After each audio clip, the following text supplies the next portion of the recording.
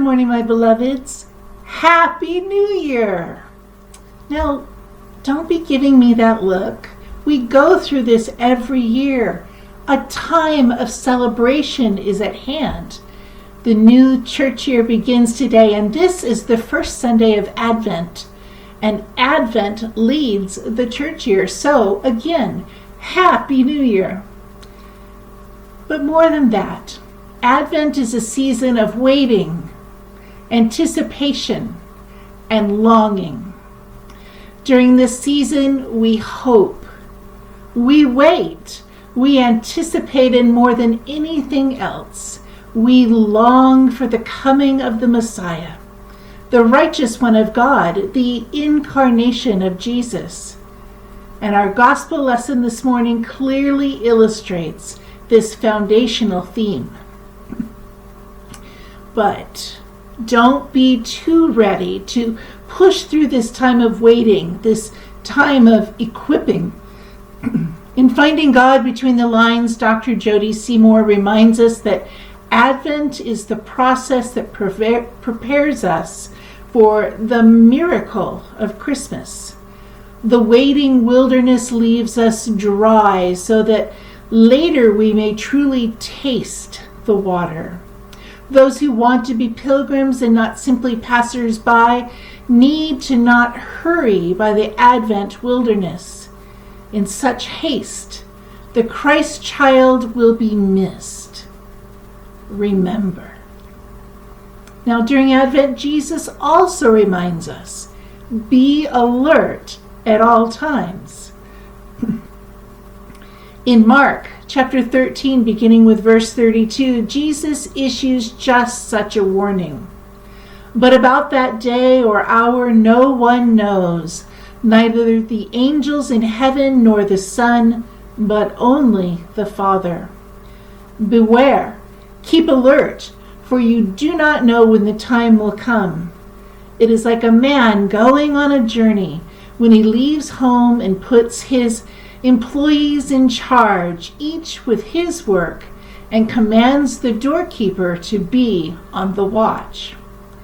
Although short, these passages from Mark and Luke are filled with many truths that teach us about the season of hope, anticipation, expectation, and longing for an impending arrival, this time of Advent.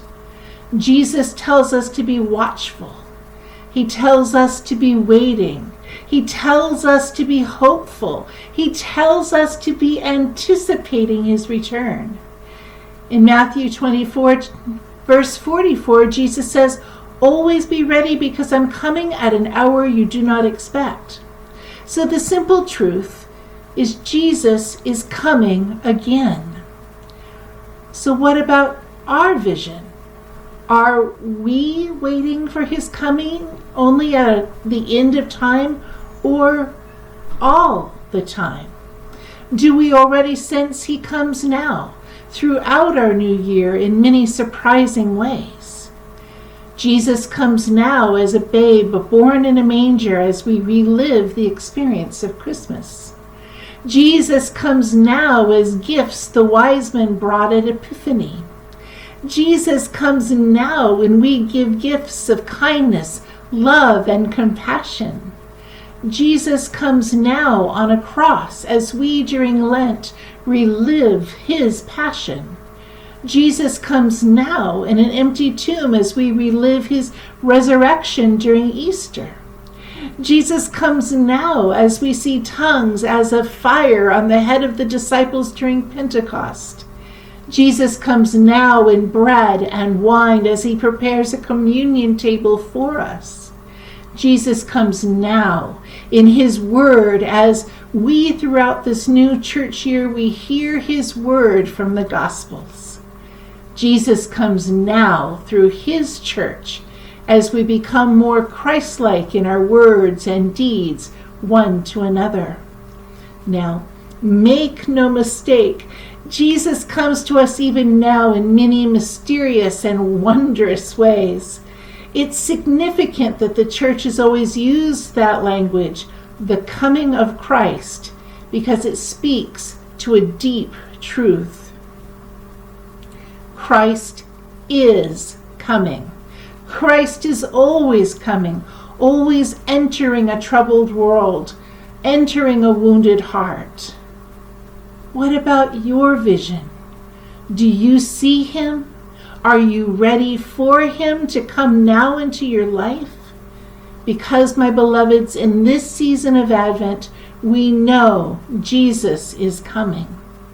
As we, in hope, waiting, anticipation, and longing, tend our Master's house, as we stand on tiptoe, pell-mell, and in spite of human pain and clumsiness, as we endure these long weeks and months of uncertainty, we know in the most marvelous and unexpected way, Jesus is coming.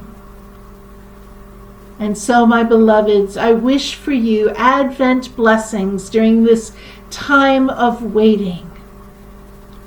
I look forward to being with you again. So until then, peace. Peace be with you. Amen.